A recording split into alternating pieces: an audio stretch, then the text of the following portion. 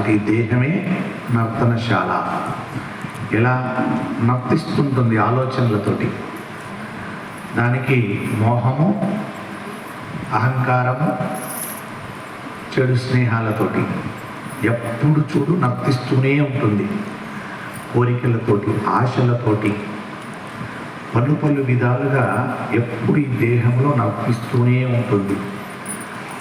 ఎప్పుడు రొద్దుందాకా చూడండి, ఈ దేహం అనే నర్తనశాల చాలా అందంగా ఉంటుంది. ఇక రాత్రి అయ్యేసరికి దీనికి ఎక్కడ లేని చెడ్డ కోరికలు గుర్తుంటాయి. అంటే ఈ నర్తనశాలలోకి వెళ్ళాలంటే మనుష్యుడు కాసింతంటే ఆత్మ ఒక రకంగా భయపడుతుంది. అబ్బో, ఈ నర్తనశాల అనే మనుష్యుడిలోకి నేను వచ్చాను, కానీ వీడు ఎంత దారుణమైన ఆలోచనలు చేస్తున్నాడు, ఎంతటి నీచ నికృష్టమైనటువంటి పనులు చేస్తున్నాడు. ఎప్పుడు చూడు ఒకరి దగ్గరికి వెళ్ళి దోచుకొని తినాలన్న ఆలోచన తప్ప, నేను కష్టపడి పనిచేసి సంపాదిస్తా అన్నవాళ్ళు తక్కువ. అలాంటి వారు దొరకరు. ఇప్పుడు అలాంటి వారు దొరికినా ఇలాంటి వాళ్ళు విలువివ్వరు. అంటే మనుష్యుడి యొక్క నర్తనశాల ఒక్కొక్కసారి చూస్తే అందంగా కనబడుతుంది, ఒక్కొక్కసారి చూస్తే భయంకరంగా కనబడుతుంది. అంటే అందులో పాపపు ఆలోచనలు ఉన్నప్పుడు భయంకరంగా కనబడుతుంది, సాత్వికమైన ఆలోచనలు ఉన్నప్పుడు సాత్వికంగా కనబడుతుంది. కాబట్టి ఈ దేహం అనే నర్తనశాలను అర్జునుడు, బృహన్నల రూపంలో ఉన్నటువంటి అర్జునుడు దేదీప్యమానంగా వాడుకున్నాడు. కానీ మనము వాడుకోవట్లేదు. ఈ దేహం అనే నర్తనశాలను చీకట్లోకి తీసుకెళ్ళి జనాలను ఉద్ధరిస్తున్నాం. అది తగ్గించుకుంటే మనుషుడు బాగుపడతాడు.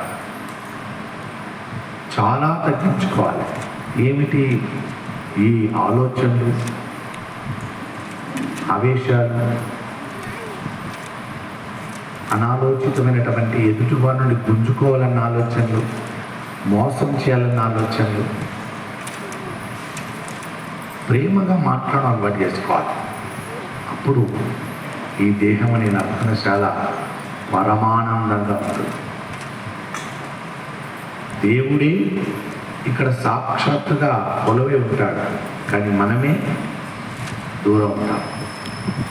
అది చేయకూడదు. అంత పరమనగ్న సత్యాన్ని నర్తనశాలతో కలిపి చెప్పారు మనకు. ఈ నర్తనశాలను ఎప్పుడు మంచి నాట్యంతో ఆడేలా ఉంచాలంట, మంచి ఆలోచనలతో, మంచి కోరికలతో ఇలా నడిపించుకోవాలి ఈ దేహం అనే నర్తనశాల. దీంట్లోకి చెడ్డ ఆలోచనలు వెళ్ళకూడదు, చెడ్డ పనులు వెళ్ళకూడదు, చెడ్డ నడవడికి ఉండకూడదు, చెడ్డ చూపు ఉండకూడదు, చెడు మాటలు వినకూడదు.